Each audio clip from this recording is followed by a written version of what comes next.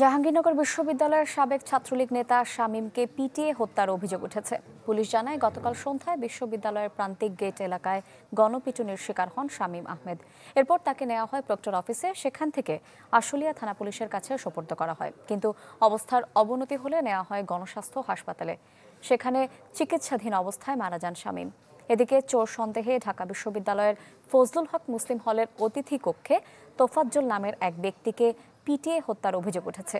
গতরাতে কয়েক ঘন্টা ধরে ওই ব্যক্তিকে পেটায় একদল শিক্ষার্থী।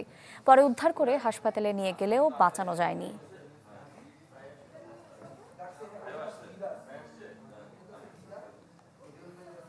ঢাকা বিশ্ববিদ্যালয় ও জাহাঙ্গীরনগর বিশ্ববিদ্যালয়ে পিটিয়ে হত্যার ঘটনা দুঃখজনক বলে মন্তব্য করেছেন স্বরাষ্ট্র উপদেষ্টা অবসরপ্রাপ্ত লেফটেন্যান্ট জেনারেল মোহাম্মদ জাহাঙ্গীর আলম চৌধুরী। বলেছেন, মব জাস্টিসের নামে আইন নিজের হাতে তুলে নেওয়া যাবে না। ঢাকা মেট্রোপলিটন পুলিশের সাথে মতবিনিময় শেষে তিনি এসব বলেন। পুলিশ সংস্কার প্রসঙ্গে স্বরাষ্ট্র উপদেষ্টা বলেন, জনবান্ধব পুলিশ গড়তে ও তাদের মনোবল বাড়ানোর বিষয়ে ইতিবাচক আলোচনা হয়েছে।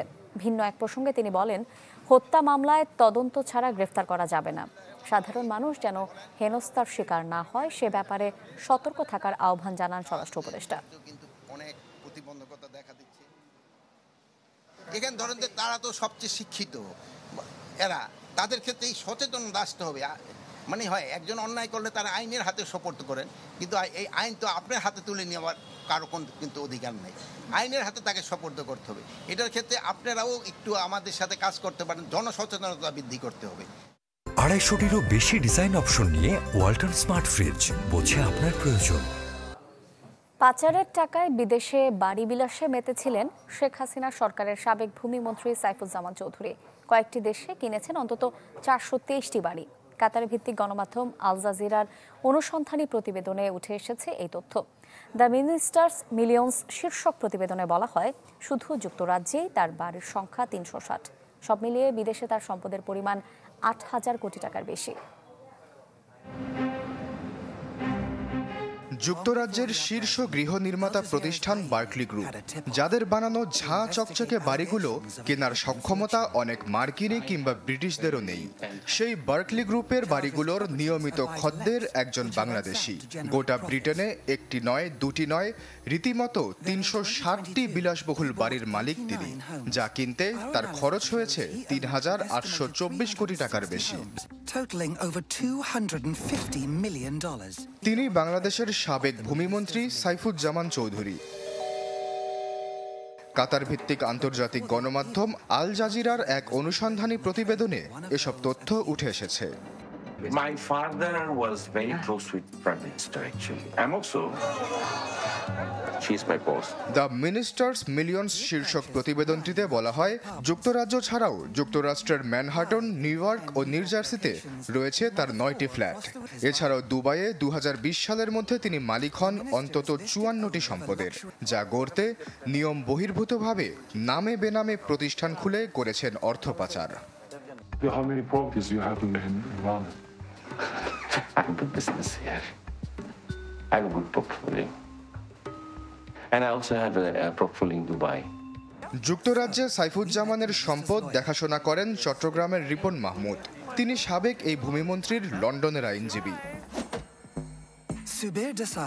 সদ্য পরিচয়ে সাইফুজ্জামানের 1.5 কোটি টাকার বাড়িতে যান আল জাজিরার অনুসন্ধানী দল আই ইউনিট। সেখানে তিনি নিজেই ঘুরিয়ে দেখান তার বিলাসবহুল জীবনযাপন।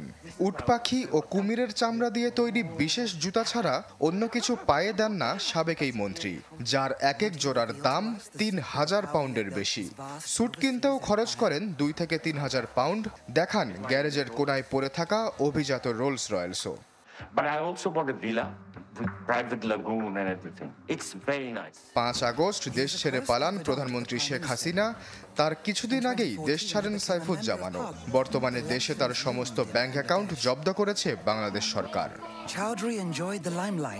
আশ্বাস চৌধুরী, চ্যানেল 24। এদিকে বিদেশে অবৈধ সাম্রাজ্যের তথ্য প্রকাশের পরদিন জব্দ হওয়া ব্যাংক অ্যাকাউন্ট খুলতে চেয়ে হাইকোর্টে রিট করেছেন সাবেক ভূমিমন্ত্রী সাইফুজ্জামান চৌধুরী। তার পক্ষে রিটটি করেন বিএনপি চেয়ারপারসনের উপদেষ্টা ও সুপ্রিম কোর্ট আইনজীবী সমিতির সভাপতি মাহবুব উদ্দিন খোকন। গেল 12 আগস্ট সাইফুজ্জামান ও তার স্ত্রীর সব ব্যাংক হিসাব জব্দের নির্দেশ দেন বিএফআইইউ। সে সঙ্গে তাদের পরিবারের অন্য সদস্যদের নামে কোনো ব্যাংক অ্যাকাউন্ট থাকলে 5 কার্যদিবসের মধ্যে তা জানাতে বলা হয়।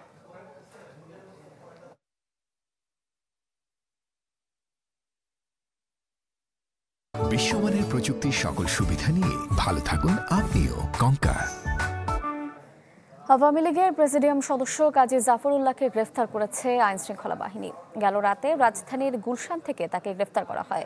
এ সময় তিনি শারীরিক অসুস্থতা বোধ করায় প্রথমে নেওয়া হয় ঢাকা মেডিকেলে, সেখান থেকে জাতীয় হৃদরোগ হাসপাতালে ভর্তি করা হয়। 2001 সালের জাতীয় সংসদ নির্বাচনে আওয়ামী লীগের মনোনয়নে তৎকালীন ফরিদপুর 5 আসন থেকে সংসদ সদস্য নির্বাচিত হন কাজী জাফরুল্লাহ। পরে 2014 ও 2018 সালে ফরিদপুর 4 আসনে নৌকা প্রতীক নিয়ে স্বতন্ত্র প্রার্থী মুজিবুর রহমান চৌধুরী নিক্সনের কাছে হারেন তিনি।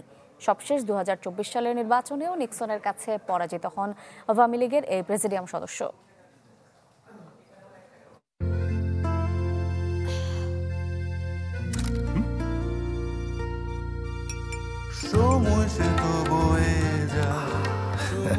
এভাবেই সময় পাল্টে যায়, কিন্তু ডিপ্লোমা সেই একই স্বাদে একই মানে যুগ যুগ ধরে রয়ে যায়। নিউজিল্যান্ডের এক্সেলেন্স ইন কোয়ালিটি।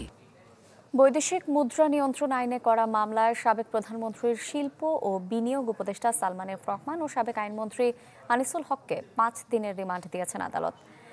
সকাল 8টায় তাদের ঢাকার সিএমএম আদালতে নেওয়া হয়। এরপর তাদের 7 দিনের রিমান্ড আবেদন করে পুলিশ। শুনানি শেষে মেট্রোপলিটন ম্যাজিস্ট্রেট 5 দিনের রিমান্ড মঞ্জুর করেন। এর আগে গত 13 আগস্ট রাজধানীর নিউ মার্কেট থানায় করা একটি মামলায় সালমান এফ রহমান ও আনিসুল হককে গ্রেফতার করে পুলিশ। এলো instant milk powder happy cow, যেমন সাশ্রয়ী তেমনি পুষ্টিগুণে ভরপুর। হ্যাপি কাউ ইনস্ট্যান্ট মিল্ক পাউডারের সাথে ফার্মল্যান্ডের চিনি গুঁড়া চাল একদম ফ্রি। বেক্সিমকো গ্রুপের সব সম্পত্তি দেখভালের জন্য প্রশাসক নিয়োগের নির্দেশ দিয়েছেন হাইকোর্ট। একই সঙ্গে 6 মাসের জন্য সব সম্পত্তি সংযুক্তির নির্দেশ দেওয়া হয়েছে। সুপ্রিম কোর্টের এক জ্যেষ্ঠ আইনজীবীর করা এক রিট আবেদনের আদেশে বিচারপতি একেএম আসাদুজ্জামান ও বিচারপতি মোহাম্মদ মাহবুবুল ইসলামের হাইকোর্ট বেঞ্চ এই নির্দেশ দেন। গেল 5 সেপ্টেম্বর দেয়া ওই আদেশের সত্যায়িত অনুলিপি চ্যানেল 24-এর হাতে এসেছে। আদেশে সালমান এফ রহমানের কাছ থেকে বিভিন্ন ব্যাংকের অর্থ উদ্ধার এবং পাচার করা টাকা ফেরাতে বাংলাদেশ ব্যাংককে নির্দেশ দেওয়া হয়েছে। 4 সপ্তাহের মধ্যে এই বিষয়ে প্রতিবেদন দিতে বলা হয়েছে।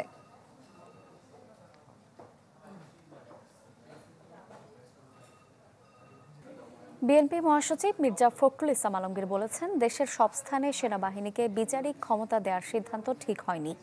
সকালে ঠাকুরগাঁওয়ে প্রেস ক্লাবে এক অনুষ্ঠানে তিনি আরও বলেন, যেসব এলাকা নিয়ন্ত্রণের বাইরে চলে গেছে সেখানেই এই ক্ষমতা প্রয়োগ করা উচিত। সেনাবাহিনীকে ম্যাজিস্ট্রেট পাওয়ার দেবে ভালো কথা, তার মানে প্রশাসন ফিল করছে, কিন্তু যে সমস্ত এলাকাতে ফিরপুর আছে, শান্তিপূর্ণ আছে, যেখানে রাজনৈতিক নেতা কর্মীরাই সমস্ত বিষয়গুলোকে নিয়ন্ত্রণ করছেন, সেইখানে এই ম্যাজিস্ট্রেট পাওয়ার দিয়ে আবার নতুন সমস্যা তৈরি করা সমীচীন হবে না, বুদ্ধিমানের কাজ। কর্ন, মিল্ক, কোকোনাট আর বাটারের দুর্দান্ত কম্বিনেশনে ইয়াম্মি ক্রাঞ্চি টেস্টের পপার। বেশি ফান নিয়ে এখন 25 গ্রামের বিগ ফান প্যাকে। গেল 17 বছরে বিএনপির নেতাকর্মীদের বিরুদ্ধে হওয়া গায়েবী মামলা প্রত্যাহারে অন্তর্বর্তী সরকারের দ্বারস্থ হওয়ার সিদ্ধান্ত নিয়েছে বিএনপির জাতীয় স্থায়ী কমিটি। এই সিদ্ধান্তে অন্তর্বর্তী সরকার সায় দিলে বাতিল হয়ে যেতে পারে 52 লাখ আসামির মামলা। মাসুদুর রহমানের রিপোর্ট। গেল 1.5 দশকে মামলা আর বিএনপি যেন হয়ে উঠেছিল সমার্থক শব্দ। ঘুম থেকে জেগেই অধিকাংশ নেতাকর্মীর গন্তব্য ছিল আদালত পাড়ায়। নির্ধারিত সময়ে হাজির হতে না পারলে নেমে আসতো গ্রেপ্তারি পরোয়ানার খড়ক। মামলায় বিএনপি নেতা হাবিবুর নবী খান সোহেল ব্রায়ান লারা টেস্টের সর্বোচ্চ রানের স্কোর পেরিয়ে 450-এ গিয়ে ঠেকেছিলেন। তাকেও ছাড়িয়ে 500 স্কোর পেরিয়েছিলেন আরেক নেতা সাইফুল আলম নীরব। গায়েবী মামলায় সেঞ্চুরি হাঁকিয়েছেন দলটির মহাসচিব মির্জা ফখরুল ইসলাম আলমগীর। আর ডাবল সেঞ্চুরির খুব কাছে গিয়ে ঠেকেছিল রুহুল কবির রিজভির মামলা। এক পরিসংখ্যানে দেখা গেছে, গেল 17 বছরে বিএনপির নেতাকর্মীদের নামে মামলা হয়েছে অন্তত 1,60,000, আর আসামির সংখ্যা প্রায় 52 লাখ। মামলার পরিসংখ্যানের চাপে হাঁসফাঁস অবস্থা বিএনপির নেতাকর্মীদের। তাই বিচ্ছিন্নভাবে নয়, সব মামলা একসাথে প্রত্যাহারের উদ্যোগের কথা ভাবছে দলটি। এ লক্ষ্যে আগামী সপ্তাহে প্রধান উপদেষ্টার কাছে আবেদন করবে বিএনপি। 563টা মামলা আছে এক যুবদল নেতার বিরুদ্ধে। এই মামলাগুলো যদি আমরা একটা একটা করে উড্র করি তাহলে 500 বছর লাগবে। বিভিন্ন জেলায় চিঠি পাঠিয়েছি যে কোন জেলায় কোন কর্মীর বিরুদ্ধে কতটি মামলা আছে, এবং সেটা আমাদের একটা, আপনারা জানেন যে ইতিমধ্যেই আমাদের একটা সেল গঠন করা হয়েছে বিএনপি পল্টন অফিসে। ওনারা 5 তলায় বসে সেখানে এই মামলার লিস্টগুলো পাঠাতে বলেছি আমরা। বিএনপির আইন সম্পাদক জানান, বিএনপির পাশাপাশি অন্যদের বিরুদ্ধে করা সব দলের গায়েবী মামলা প্রত্যাহারেরও অনুরোধ থাকবে প্রধান উপদেষ্টার কাছে। বিএনপিরও কেন্দ্রীয় দফতর থেকে দীর্ঘদিন যাবৎ এই সমস্ত মিথ্যা বানোয়াট গায়েবী মামলাগুলো মনিটর করা হচ্ছে, সেইখানেও একটা তথ্য সেল আছে। সব কিছু মিলিয়ে একটা পরিপূর্ণ তথ্য নিয়ে হয়তোবা আমাদের জাতীয় স্থায়ী কমিটির যে সিদ্ধান্তটা হয়েছে, আপনার প্রশ্নের প্রেক্ষিতে জানতে পারলাম, সেই ব্যাপারে কার্যকর পদক্ষেপ নেওয়া হবে। বিএনপি নেতাকর্মীদের রাজনৈতিক মামলার চূড়ান্ত আবেদন পেলে হয়তো পরবর্তীতে করণীয় ঠিক করবে অন্তর্বর্তী সরকার। মাসুদুর রহমান, চ্যানেল 24, ঢাকা। আমি এই চেয়ারে বসবো না। বাচ্চু ভাই, এই চেয়ারকে ভয় পেও না। ডেন্টিস্টের পরামর্শ নাও নতুন কোলগেট অ্যাক্টিভ সোল, যা দাঁতের সমস্যা শুরু হওয়া মাত্রই থামিয়ে দেয়। না থাকবে ব্যথা, না থাকবে ভয়। সালমান শাহর মৃত্যুর 28 বছর পর প্রথমবার কোনো টিভি চ্যানেলে মুখ খুললেন তার স্ত্রী সামিরা খান। চ্যানেল 24-কে তিনি জানান, হত্যা নয়, আত্মহত্যা করেছেন সালমান শাহ। আজিজ মোহাম্মদ ভাইয়ের সাথে সম্পর্ক নিয়েও কথা বলেন তিনি। প্রশ্ন তুলেন, স্বামীর মৃত্যুর দায় কেন বারবার তার উপরই এসেছে। সালমান শাহর মৃত্যু হয়েছে 28 বছর। জি, মাত্র এই যে 6 তারিখে 28 বছর হলো। হ্যাঁ, এই দীর্ঘ সময় আপনি কখনো কোনো টেলিভিশনে আসেননি, আজকে প্রথম চ্যানেল 24 আপনাকে দেখা যাচ্ছে। জি, এইটা কেন আসলে? এটা কিছু বিভিন্ন কারণে, কিন্তু আমার একটা প্রমিস ছিল যে আমি চ্যানেল 24-এই আগে আসব, সেটাও আমার একটা কারণ ফার্স্ট। আর সেকেন্ড কারণ হচ্ছে যে আমার কিছু কথা বলার এখন সময় হয়েছে। এই 28 বছর আপনি হয়তো কথা বলেননি, কিন্তু আপনার যিনি শাশুড়ি ছিলেন নীলা চৌধুরী, তিনি যতবারই সালমান শাহ প্রসঙ্গ উঠত বারবারই উনি বলে তাকে হত্যা করা হয়েছে, এবং সেখানে অন্যতম আসামি আপনি। প্রথম দিন কিন্তু আমাকে কোনো দোষ দেননি। দ্বিতীয় দিন উনি গিয়ে বলল যে আমি নাকি হত্যা করেছি। ইমনের বাবা, উনি কিন্তু ম্যাজিস্ট্রেট ছিলেন। উনি বাবা হিসাবে নিজের ছেলের জন্য যখন রমনা থানায় উনি যখন কেসটা ফাইল করেন, উনি কিন্তু ইউডি মামলা হিসাবে ফাইল করেন। আচ্ছা, unnatural death, which is suicide or accident, not murder. একজন স্টার, যে মানে বাংলাদেশের মানুষ, বাংলাদেশের বাইরের মানুষও তাকে চেনে, তাকে চায়, তার অভিনয় পছন্দ করে, কি এমন হয়েছিল যে তাকে আত্মহত্যা করতে হবে? It is suicide. এবং সুসাইড কেন আপনি জিজ্ঞেস করছেন তো, ও মেন্টালি ও সুসাইডাল বাই নেচার। ও আগে আরও 3 বার সুসাইড করেছে। আপনারা যদি চান আপনার মেট্রোপলিটন হসপিটালে গিয়ে রেকর্ড চেক করতে পারেন, ওখানে 2 বার ওর সুসাইডের রেকর্ড আছে। স্পেশালাইজড 1 বার আছে, 3টা আছে, এবং 3টাই হচ্ছে আমার বিয়ের আগে।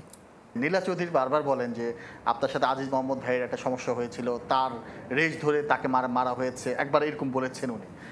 তার সাথে আপনার সম্পর্ক ছিল, কিংবা ওই সময়টা আসলে উনি অনেকের সাথে আপনাকে জড়িয়েছেন। উনি আমাকে কার সাথে জড়ায়নি, কিন্তু কখনো একটা বারের জন্য প্রতিবাদ করেননি। সে বাধাটা কোথায় ছিল? ফ্যামিলি, সমাজ, অনিচ্ছা? কোন জায়গাটা আসলে বাধা? অনিচ্ছা। এত নোংরা কথার জবাব ছিল না আমার।